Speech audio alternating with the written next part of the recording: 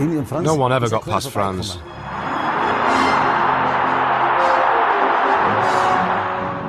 You'd have to say he was the perfect player.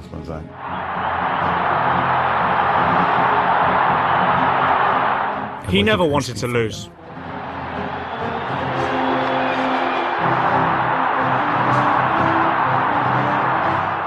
The most important thing that he had was he had a fantastic vision.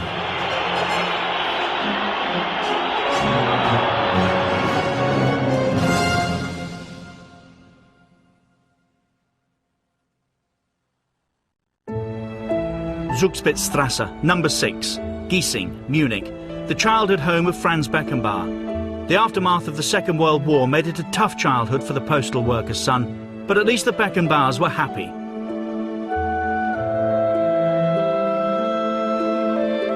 I was born in 1945. The war was over in May, and I was born in September. The country was on its knees and needed to be built up again.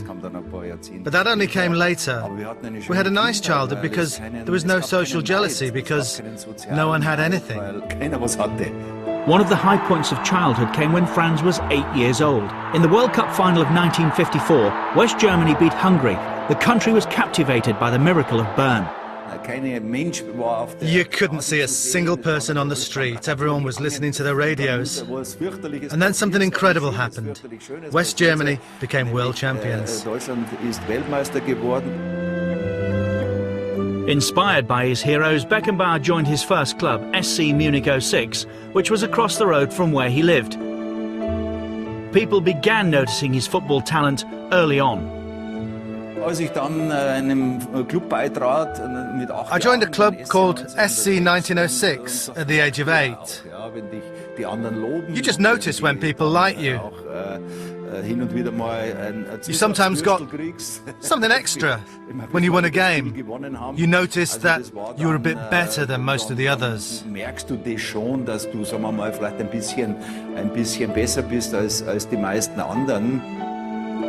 5 years later, there was a significant change of direction for the young Franz Beckenbauer.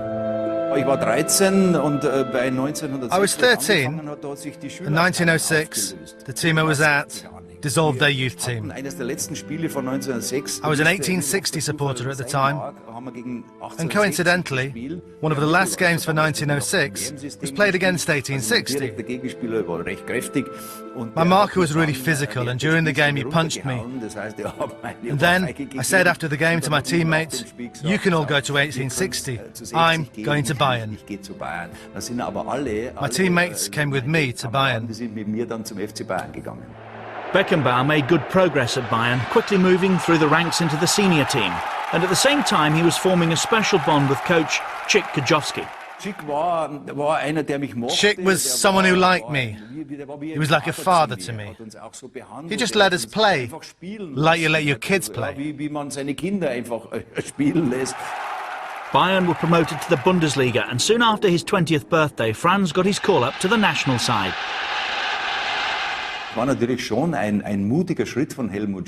was a brave step by Helmut Schön to bring in a newcomer, or a nobody, as one might say, to take on this role of responsibility to get the win we needed to qualify. He asked me as the captain what I thought about playing Franz, and I said, we don't have anyone better.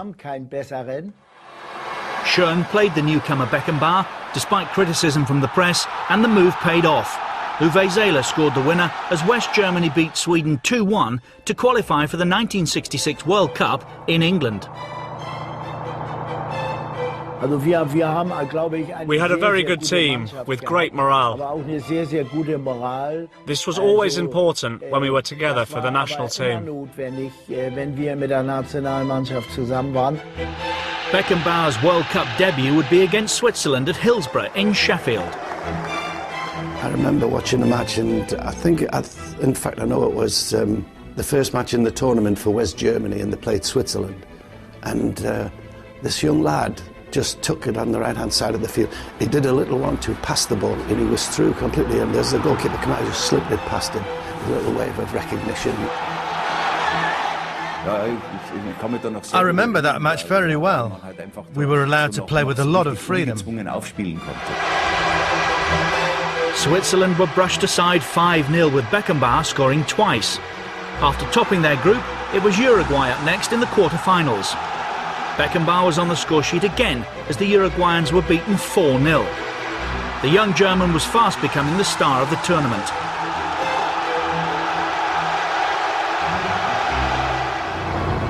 The semi-finals came and West Germany faced the USSR in Liverpool. They took the lead through Helmut Haller. And then Beckenbauer scored the decisive goal past the legendary Lev Yashin. A 2-1 win and West Germany were in the final, where they would meet the hosts, England. We reached the final in the motherland of football. We were playing against England. We knew facing the English in the final would be very tough. A World Cup final against England at Wembley, undoubtedly the biggest match of Franz Beckenbauer's career so far.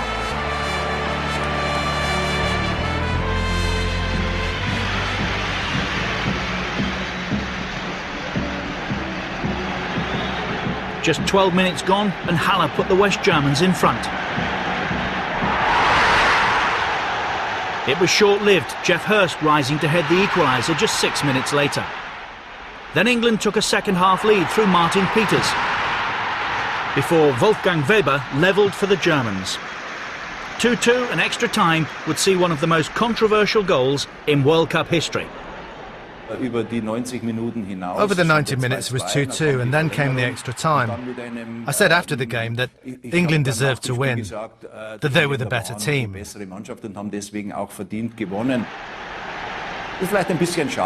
But it is perhaps a shame that we still talk about a goal today that people still question whether it was a goal or not. The ref gave the goal, so that's the end of it. That made it 3-2, and soon after it was all over. Hurst sealed his hat-trick and Beckenbauer's first World Cup had ended in defeat at the final hurdle.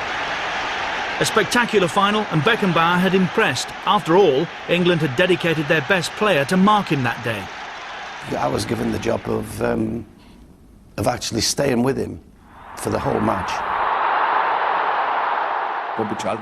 Bobby Charlton was known for his creativity. He was on the move for 90 minutes. He had the lungs of a horse, and I was meant to chase him the whole match. So what we saw in that particular final was two absolutely some of the best players we've ever seen, marking each other and virtually cancelling each other out. It was a tough task that was asked of me, and I didn't manage to fulfil it 100%. Perhaps the one success was that Bobby Charlton didn't score a goal. Kraft in den Teller, Knorr auf den Tisch. A young star, Beckenbauer's reputation was rising on and off the pitch, and it was during this period he earned his famous nickname. There was a journalist from Munich who was always looking for new nicknames. There were kings and princes, there was everything, but there was only one Kaiser. He was the best, so there was no other name for him. Der Kaiser was given the captain's armband for the 68-69 season, the same year that he led Bayern to the Bundesliga title and won the German Footballer of the Year award. Such was his mastery of the defensive role, he even introduced a new position to football, the libero. Franz Beckenbauer was the first player to interpret this position in a modern way, score goals from this position and develop the game from defence. He discovered this. The next venture for Beckenbauer was with the West German team in Mexico 1970. The others always say the World Cup of '74 was the best. For me, it was Mexico.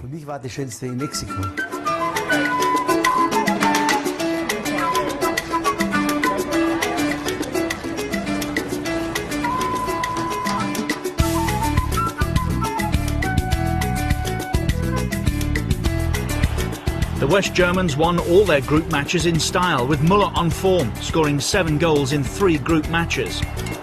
So Beckenbauer and the West Germans were in the quarter-finals, where a familiar rival was waiting for them, England.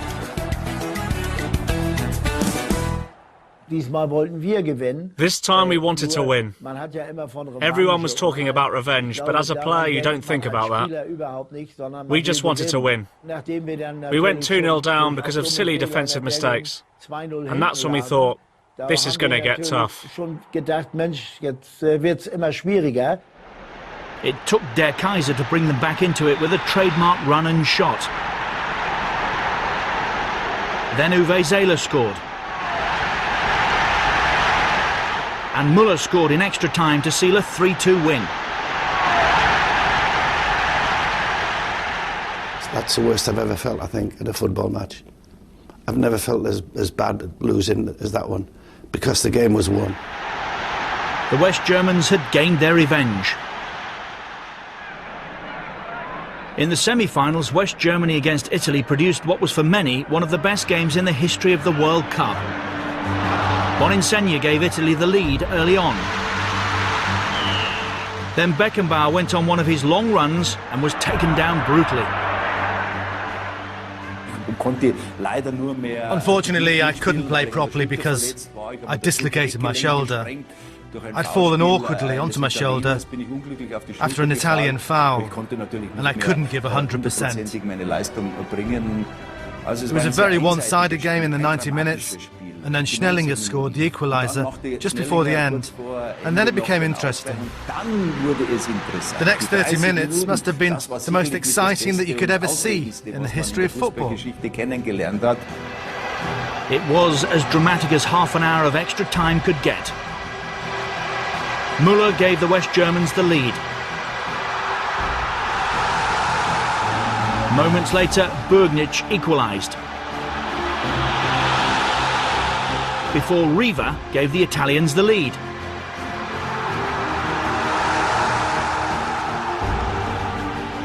Then Müller drew the West Germans level, 3-3. But just 1 minute later there was heartbreak for the Germans as Rivera struck the decisive winning blow for Italy. It was a shame that we missed out on the final, but I think we gave them a good fight.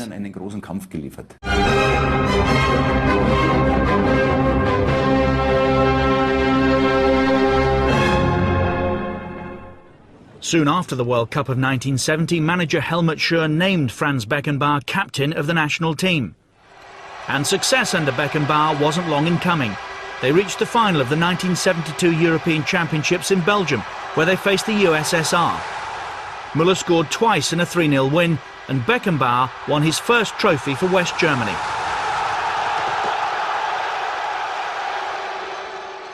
Back then, the West German team was so good. The Russians weren't even in the game. It could have finished 5, 6, 7, or even 8-0.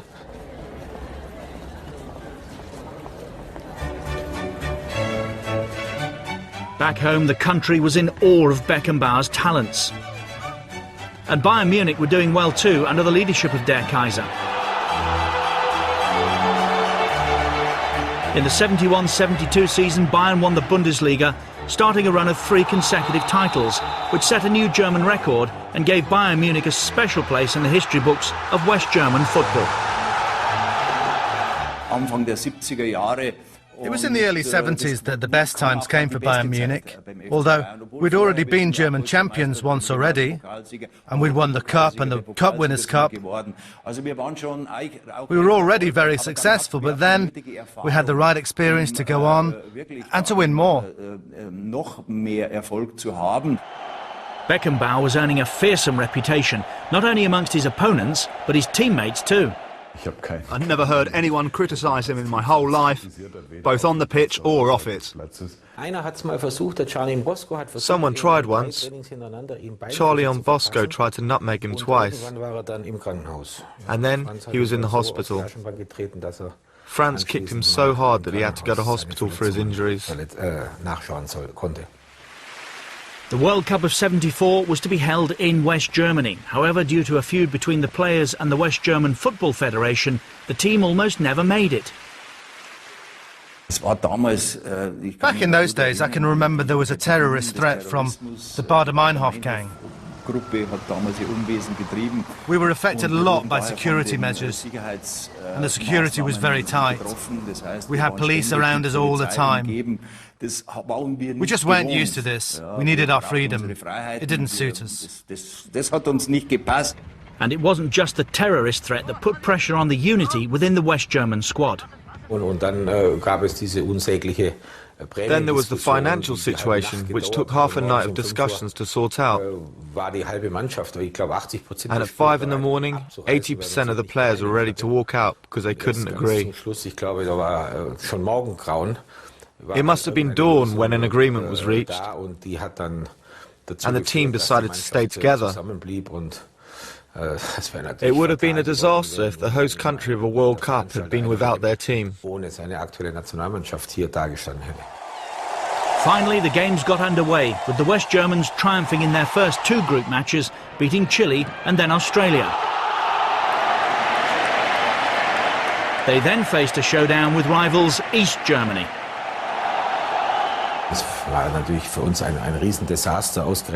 It was a huge disaster, especially against East Germany. It was political back then.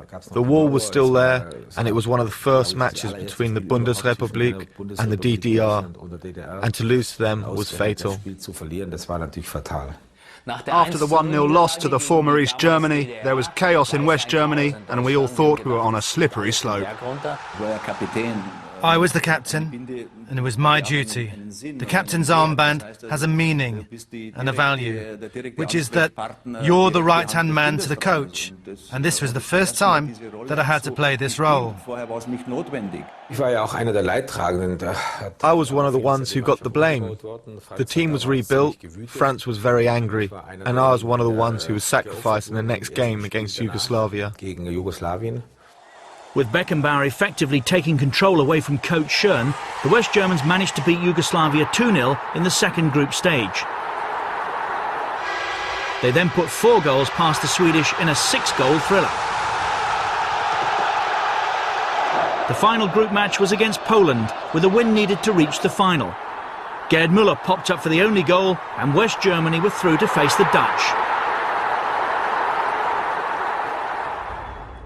The final would be at the Olympic Stadium, the home of Bayern Munich and Beckenbauer. The West German team had grown in confidence thanks to the strong guidance of their captain. We got better with every game, and in the final, we went in on equal terms with the Dutch. They had started the tournament as favourites and played at a very high standard from the beginning. Then, as I said, we were equal going into the final. Another huge test for Captain Beckenbauer awaited.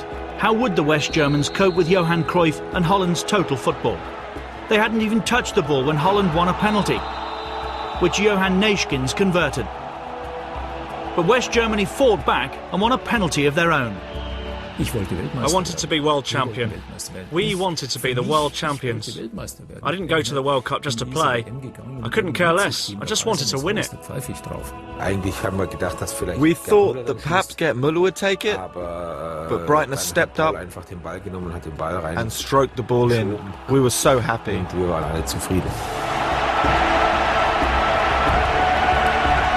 Then just before half-time, a chance for the lead. 3 defenders went forward, and I went in behind them and scored into the corner. Then we were there. Beckenbauer and his team had won the ultimate prize, the World Cup.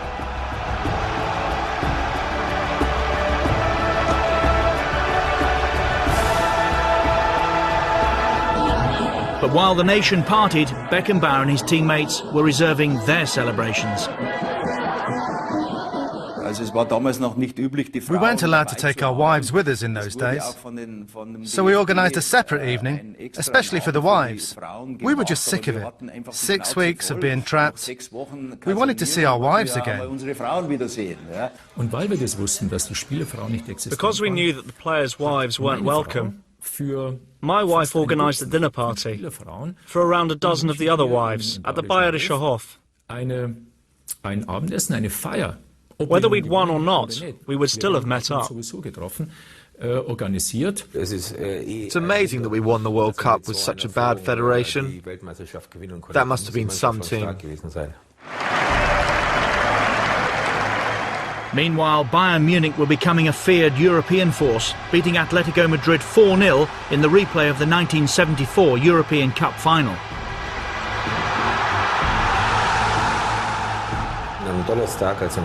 On the day after the game, which was a Thursday, we trained and no one could even walk.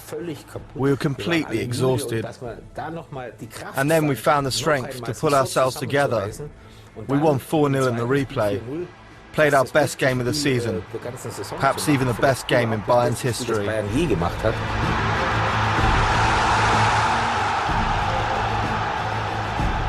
The following year, Bayern were in the final again and faced Leeds United. Gerd Müller scored the second in a 2-0 win, and Bayern were triumphant again.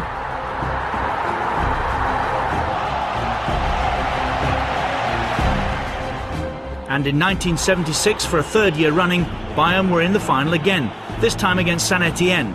Roth scored with a free kick, and Beckenbauer went up to lift the cup for a record third successive time as Bayern captain. I think that the greatness of Bayern was built up in the 70s, when Bayern Munich won the European Cup 3 times in a row, in 74, 75 and 76. It was an era which until today was unquestionably our most successful.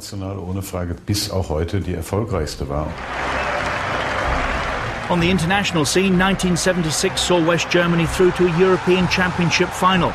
They beat Yugoslavia to earn their place against Czechoslovakia. The Czechs led until the 89th minute, until Bernd Holzenbein equalised. This would be decided on penalties. Uli Hoeneß missed the 4th German penalty before Antonin Panenka scored a memorable winner. Czechoslovakia were European champions. This signalled the end of an era for Der Kaiser, his last major tournament. He retired from international football the following year. Soon after, he made the decision to quit Bayern, the team he'd served for almost 20 years. I was fed up with Bundesliga football. I saw that Bayern were in decline. It just went downhill. I looked around. I had problems with my private life. I had problems with the taxman. And it's often like that. When you decide on something, and everything happens at the same time. So I said goodbye and left quickly for New York. Beckenbauer made the move across the Atlantic and signed up for the New York Cosmos.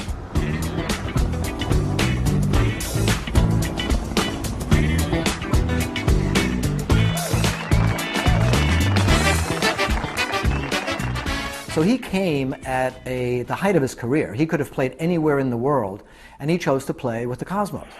Beckenbauer and Brazilian star Pelé's arrival made the Cosmos' popularity spiral. The fact that we outdrew the Yankees and the Mets combined was in and of itself a media story. So our pictures got out there and people did know about us. We were kind of New York's darlings for a couple of summers. So doors did open to us, and you know, when we arrived at studio, we didn't have to wait online like everybody else, and we enjoyed it. I had a good time. It was the best time of my life, and I'd do it all over again. On the pitch, Beckenbauer won 3 NASL titles in his time with the New York Cosmos, and along with Pelé, helped raise the popularity of soccer in the States. I was lucky enough to play alongside him. He went to Cosmos, so did I. We became champions together. We played against each other for 15 years, but for the last 2 years, we played alongside each other in the New York Cosmos. But after 4 years in New York, Beckenbauer wanted to return home to finish his career. His return to Germany wasn't to Bayern as many expected, but to their North German rivals, Hamburg. However, Beckenbauer's 2 seasons with Hamburg were plagued by injury, and it was clear that Der Kaiser's career was winding down. But it had been some career, lasting almost 20 years, spanning 2 continents and winning every possible honour. But even the playing days of Franz Beckenbauer had to come to an end. He can't live without it, and he wouldn't know what else to do. The Kaiser couldn't leave the game he loved so much, taking over the reins as West German manager in 1984. And in 1990 he reached the pinnacle once more, winning yet another World Cup, Andreas Bremer scoring the only goal in the final. These days he remains an important ambassador in the world of football. There's no doubt Franz Beckenbauer will always be considered as one of the true greats of the game. Beckenbauer was one of the best I ever saw play.